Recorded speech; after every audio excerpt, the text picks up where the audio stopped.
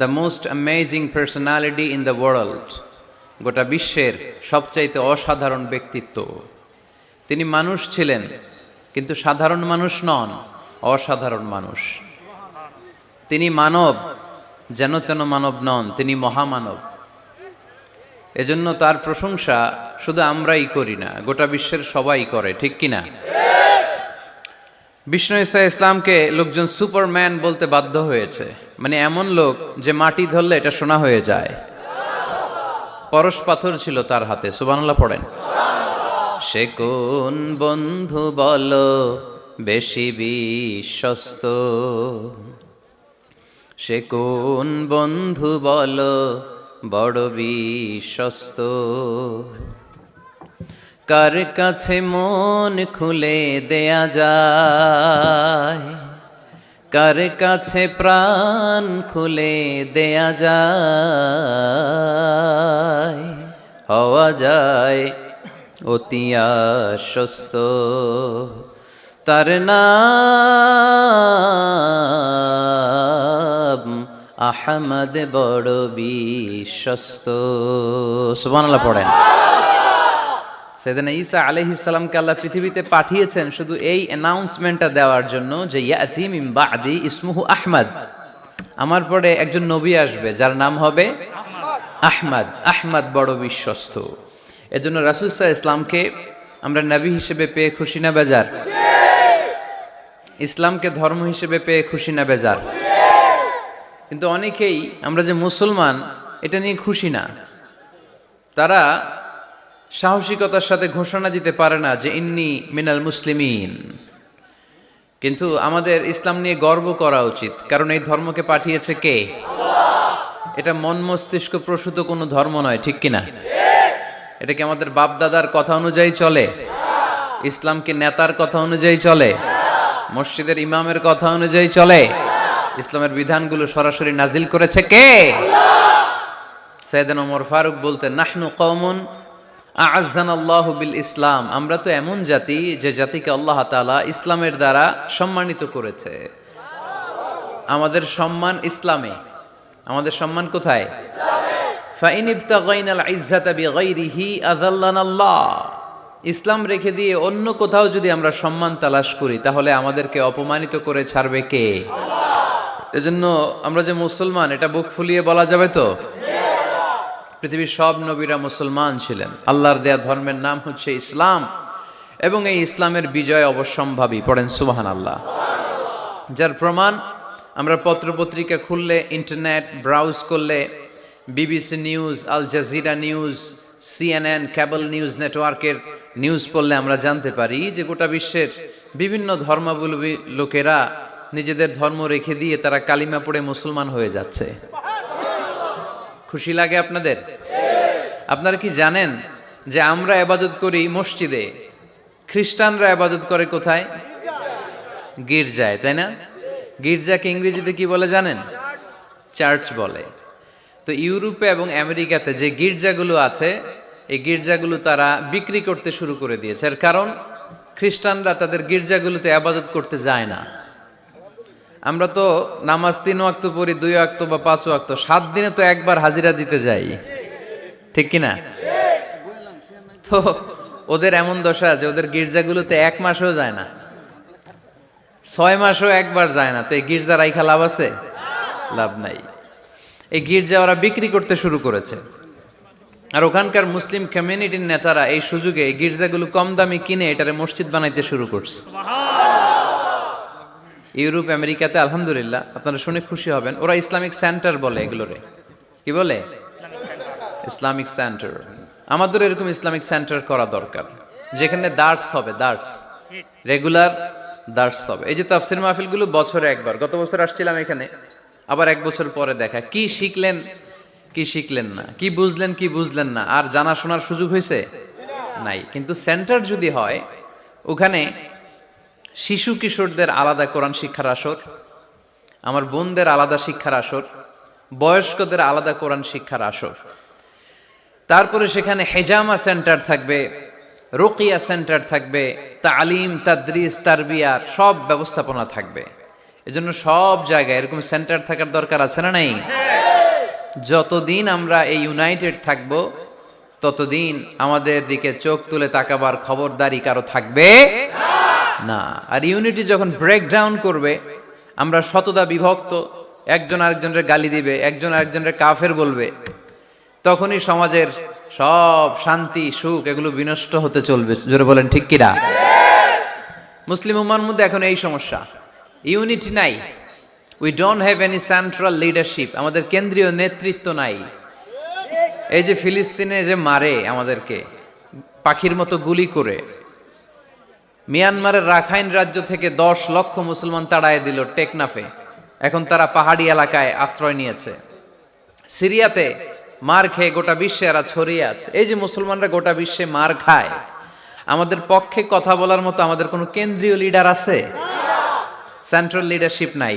আল খিলাফা আল Islamia, Islamic caliphate, এটা নাই। এই সেন্ট্রাল লিডারশিপ না থাকার কারণে গোটা বিশ্বে আমরা আজ নির্যাতিত, নিষ্পেষিত।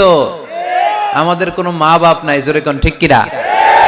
এদিকে লাথি মারলে ওইদিকে যাই, ওদিকে লাথি মারলে এদিকে আসি। আমাদের পক্ষ নিয়ে, আমাদের স্বার্থ নিয়ে যে কথা বলবে, জাতিসংঘে হুঙ্কার তুলবে, ওআইসি থেকে ঘোষণা আসবে, ওরকম একটা নেতাও আমাদের নাই। জোরে বলেন ঠিক কিনা? ওমরে ফারুকের মতো যদি একটা নেতা থাকতো, তাহলে গোটা বিশ্বে মুসলমানরা এক আমব্রেলার নিচে, এক ছাতার নিচে চলে আসতো, তাই না? এমন সাহাবী ছিলেন বিষ্ণু ঈসা ইসলাম তার ব্যাপারে বলেছেন, আসাদ্দুহুম ফি আমরিল্লাহি উমর। আল্লাহর জমিনে আল্লাহর দ্বীন বাস্তবায়নের জন্য সবচেয়ে কঠিন সাহাবী ছিল যিনি, তিনি হচ্ছেন উমর। মুনাফিকরা ওমরে ফারুককে দেখে ভয় পেত, খোদ শয়তান ইবলিস ওমরে ফারুককে দেখে ভয় পেত। আলহামদুলিল্লাহ পড়বেন না? বিষ্ণু ঈসা ইসলাম বলতেন, ওমর তুমি যদি এই রাস্তা দিয়ে হাঁটো আর শয়তান তোমারে দেখে, তাহলে শয়তান এই রাস্তা রেখে দিয়ে অন্য রাস্তা দিয়ে হাঁটে। লা নবিয়্যা বা'দি ওয়ালা রাসূলা। আল্লাহ রাসূল বললেন, আমার পরে কোনো নবীও নাই, রাসূলও নাই, তবে আমার পরে কেউ যদি নবী হতো, ওমর নবী হয়ে যেত। এরকম একজন ওমরের আমাদের দরকার। এরকম একজন ওমরের অপেক্ষায় আমরা। একজন হলেই চলবে। কয়জন লাগবে? যুগ জামানা পাল্টে দিতে চাই না অনেক জন, এক মানুষই আনতে পারে জাতির জাগরণ। এক মানুষই বিপদকালে বাঁচায় কাফেলায়, ক্ষুদ্র ডিঙ্গি বাঁচায় জাহাজ অসীম দরিয়ায়। কয়জন ওমর দরকার? আমরা সেই ওমরের জন্য অপেক্ষা করছি, যার নেতৃত্বে, যেই আল ইমাম আল মাহদি, যার নেতৃত্বে গোটা বিশ্বে শান্তি, সভ্যতা, ভদ্রতা আবার প্রতিষ্ঠিত হবে। এক ছাতার নিচে মুসলমানেরা থাকবে। কেউ কারো ব্যাপারে হৃদয়ে কোনো বিদ্বেষ রাখবে, ঘৃণা রাখবে, কেউ কাউকে গালি দিবে না। এই সুসম্পর্ক, এই ঐক্যের জন্যই ইসলাম। একসাথে উদখুলু ফিস সিলমি কাফা, পরিপূর্ণভাবে সবাই মিলে ইসলামের রশিকে আঁকড়ে ধরো, তাহলেই বরকত দিবে কে? ওমরে ফারুক বলতেন, নাহনু কওমুন আ'আজ্জানাল্লাহু বিল ইসলাম। আমরা তো এমন জাতি যে জাতিকে আল্লাহ তাআলা ইসলাম দিয়ে সম্মানিত করেছে। আমাদের সম্মান ইসলামে। এখন ইসলাম রেখে দিয়ে অন্য জায়গায় সম্মান খুঁজি, এজন্যই লাথি খাই, এজন্যই অপমানিত, এজন্যই নেতৃত্ব শূন্য। জোরে বলেন ঠিক কিনা? গোড়ার দিকে যদি না যাই, মূলের দিকে যদি ফিরে না আসে, আমাদেরকে গালি দেয় মৌলবাদ। মৌলবাদ মানে হচ্ছে যে মূলের দিকে ফিরে আসে, return back to the root. শিখর থেকে, শেকড় থেকে শিখরে। শিখরে যেতে হলে আগে শেকড়ে যেতে হবে। জোরে বলেন ঠিক কিনা? এজন্য ঐক্যের কোনো বিকল্প নাই। আমি আমার আলোচনার শুরুতেই এই মেসেজটা আপনাদের কাছে ড্রপ করতে চাই যে আসুন আমরা কাদা ছোড়াছুড়ি ছেড়ে দেই, হিংসা বিদ্বেষ ভুলে যাই, হৃদয়টারে সবার জন্য উজাড় করে দেই। মুমিনদের হৃদয়ে থাকবে সবার জন্য ভালোবাসা। কি থাকবে? আল্লাহ রাসূল সাল্লাল্লাহু আলাইহি ওয়াসাল্লাম মক্কা থেকে যখন মদিনাতে গেলেন, তিনি দেখলেন দলে দলে লোকজন কালিমা পড়ে মুসলমান হচ্ছে। বড় একটা মুসলিম কমিউনিটি গড়ে উঠল। আল্লাহ রাসূল সাল্লাল্লাহু আলাইহি সাল্লাম খেয়াল করে দেখলেন ওখানে শুধু মুসলিম কমিউনিটি নয়, ওখানে জিউস কমিউনিটি আছে, মানে ইহুদি কমিউনিটি। মদিনাতে ইহুদিরাও থাকতো। আবার খেয়াল করে দেখলেন আশেপাশে খ্রিস্টান কমিউনিটিও আছে। তাহলে মোট কয়টা কমিউনিটি হইলো?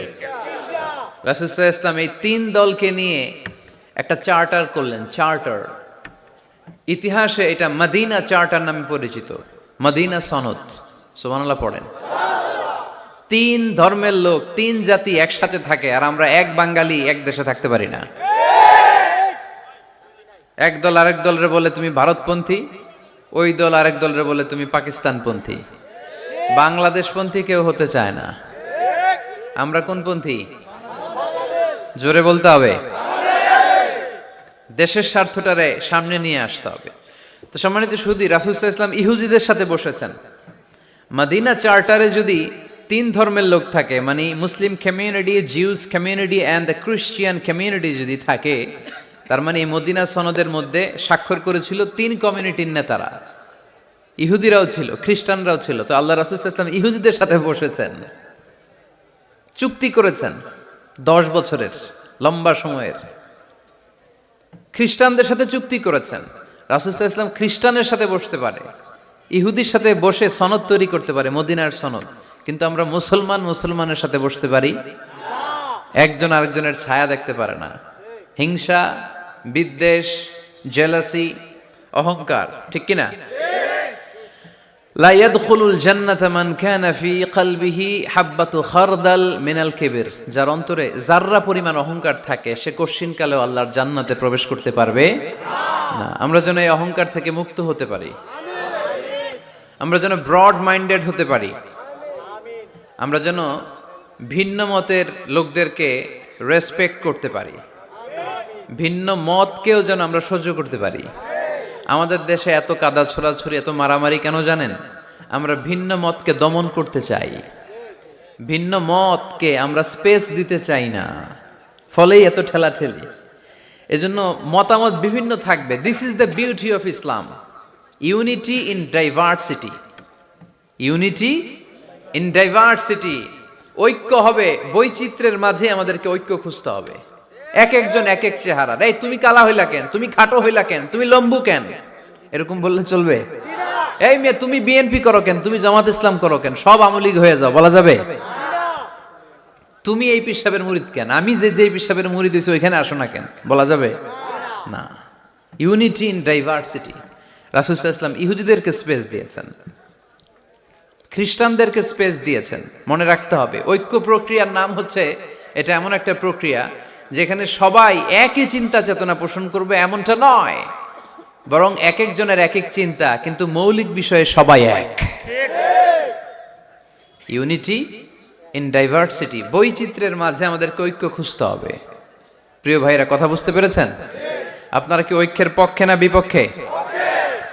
আমরা যেন ঐক্যবদ্ধ হতে পারি, আল্লাহ তুমি তৌফিক দান করো। আমরা যেন হিংসা বিদ্বেষ ভুলে যে ইসলামের কল্যাণে কাজ করতে পারি, তুমি তৌফিক দান করো। আরো জোরে পড়ি আমিন।